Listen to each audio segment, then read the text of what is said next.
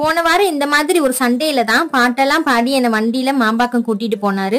அதுவும் பாடினா இவன் பாட்டு தான் பாடுவேன்னு கதை பேசி கொண்டுன்னு பாடினாரு. மனுஷன் அன்னைக்கு பேசினதுதான் அடுத்த நாளே விஸ்டம் டீத் எக்ஸ்ட்ராக்ட் பண்ணி 4 நாள் ஃபீவர், பல்லு வலி, மூஞ்செல்லாம் வீங்கி போய் ரொம்ப கஷ்டப்பட்டுட்டாரு. வீட்டுல எங்க யாருக்காச்சும் உடம்பு சரியில்லைன்னா அவர் டக்குன்னு வண்டியில வச்சு கூட்டிட்டு போய் காமிச்சிடுவாரு. அவருக்கே உடம்பு சரியில்லைன்னும் போது தனியா என்ன பண்றதுனே தெரியல. அத்தனை மணிக்கு ரேபிடோ புக் பண்ணி கூட்டிட்டு போய் காமிக்கிறதுக்குள்ள ஒரு வழி ஆயிடுச்சு.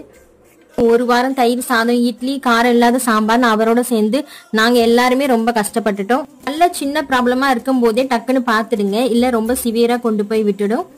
எக்ஸ்ட்ராக்ட் பண்ண 2 நாள்லயே வீட்டுல படுத்துட்டு காரக்குழம்பு போட்டோவை அனுப்பிச்சு இந்த மாதிரி ஒரு காரக்குழம்பு சாப்பிடணும்னு கேக்குறாரு. ஒரு வழியா 1 வீக் ஆயிடுச்சு. அதான் அவருக்கு கொஞ்சம் காரம் இல்லாம பார்த்து சீ ஃபுட்ஸ் தான் செஞ்சிருந்தேன். வாரம் கழிச்சு ஒரு நல்ல சாப்பாடு, மீன் குழம்பு, மீன் வறுவல், எறா தொக்கு, நண்டு ஃப்ரை. இந்த வீடியோ பிடிச்சிருந்தா எனக்கு ஒரு லைக் பண்ணுங்க, மறக்காம சப்ஸ்கிரைப் பண்ணிக்கோங்க.